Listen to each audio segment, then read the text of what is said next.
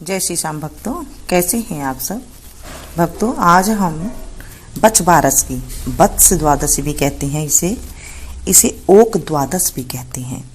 आज हम ओक द्वादश की कथा सुनेंगे और भाद्रपद की कृष्ण पक्ष की द्वादशी को बच बारस के रूप में मनाया जाता है।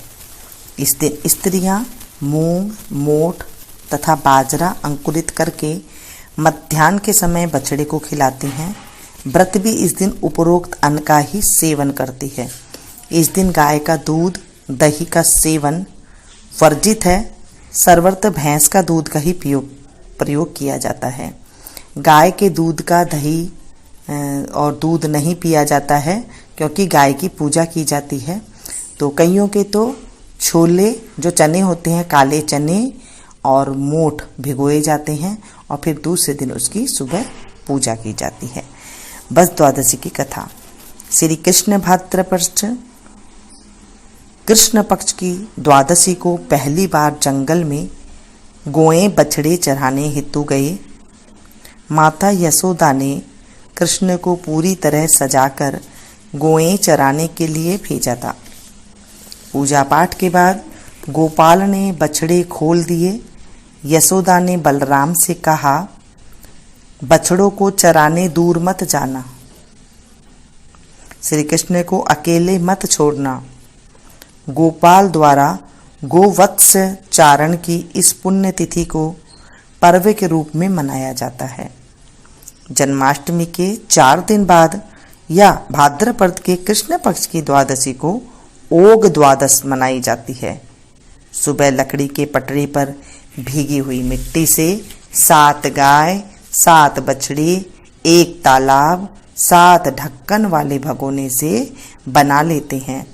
पूजा के लिए थाली में चने, मोठ भीगे हुए जो हमने रात को भिगोए थे, खीरा, केला, हल्दी, दूब जो हरी घास होती है, चीनी, दही, खुले पैसे, चांदी का सिक्का रख लेते हैं।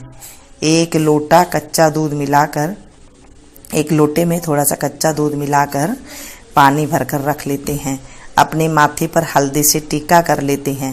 फिर कहानी कहते सुनते समय हाथ में चने मोठ लेकर छीलते रहते हैं और कहानी खत्म होने पर 7 भगोने जैसे कुलिया में भरकर थोड़े से तालाब पर भी चढ़ा देते हैं। 7 खीरा, केला, चीनी, पैसा भी चढ़ा देते हैं।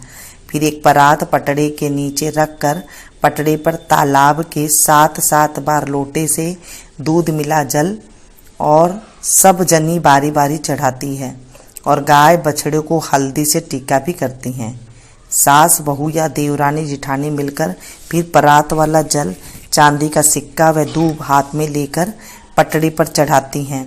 इसके बाद पटड़े को धूप में रखकर और सूखने पर मिट्टी यमुना जी में डाल देते हैं। बाद में पटड़े का सामान काम वाले को दे देते हैं। परात के जल को सब जनी मिलकर सूरज को देती हैं। फिर सीधे हाथ पर 2.5 छिले हुए चने मोठ, दूब, दही, चीनी और उल्टे हाथ पर 1 और आधा छिले हुए चने, मोठ, दूब, दही, चीनी रखकर उल्टे हाथ वाला खा लेते हैं। सीधे हाथ वाला अपने पीछे फेंक देते हैं। फिर थाली में चने, मोठ, रुपये, बेसन के लड्डू, फल रखकर पानी से मिनस कर बायना निकाल कर देते हैं। ओग द्वादश के दिन स्त्रियां पूरा दिन गाय का दूध, चावल, गेहूं नहीं खाती। बेसन में मूंग की दाल की पकौड़ी, पूड़े कुछ भी बनाकर खाती हैं। इस दिन व्रत नहीं होता है। उद्यापन भी किया जाता है इसका। जिस घर में इसी वर्ष का लड़का उत्पन्न हो या लड़के की शादी हो, उस वर्ष पटरे पर 14 गाय, 14 बछड़े और 7 कुलिया बनती है और एक बड़ी थाली या अखबार पर चने, मोठ, 1 खीरा, 1 बेसन का लड्डू, 5 या 11 रुपये, 14 जगह ढेरियाँ बनाती हैं। उन पर साड़ी, ब्लाउज, पैरों पढ़ाई के रुपये, मिठाई, फल रखकर बायना मिनस कर सास को पैर छूकर देते हैं। सब घरों में भी 1-1 ढेरी भिजवा देते हैं। उद्यापन वाले वर्ष एक तो प्रति वर्ष की तरह सामान्य बायना और दूसरा साड़ी, ब्लाउज, पैर पढ़ाई वाले रुपये, चने, मोठ, खीरा, लड्डू, मिठाई, उद्यापन वाला बायना निकालती हैं। ओग द्वादश की कथा। एक राजा के 7 बेटे और एक पोता था। एक दिन रानी ने अपनी बहू से कहा, धान धानेड़े को संभाल कर रखना। धान धानेड़े उनकी गाय के बछड़े का नाम था। सास के समझाने के बाद भी बहू से बछड़ा विनस गया और राजा के सब कुएं तालाब सूख गए। तब रानी ने बहू को पियर भेज दिया और उसका बेटा अपने ही पास रख लिया।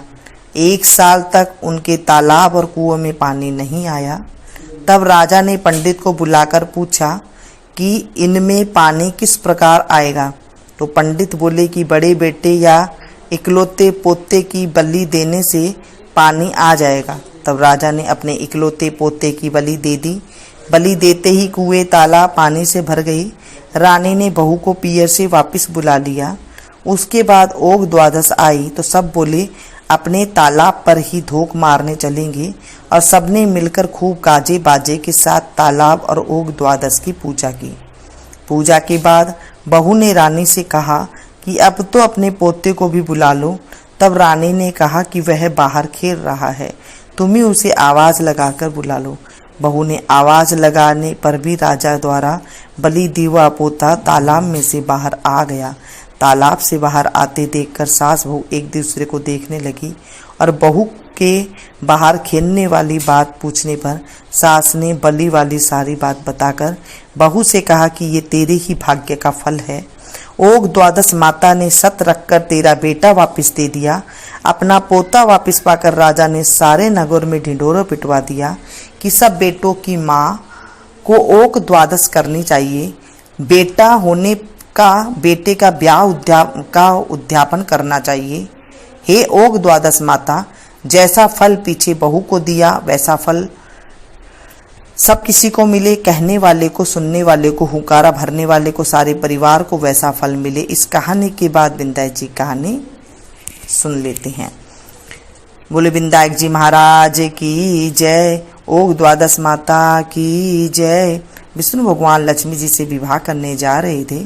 उन्होंने सारी सभा इकट्ठी करी और सारे देवताओं को बुलाया।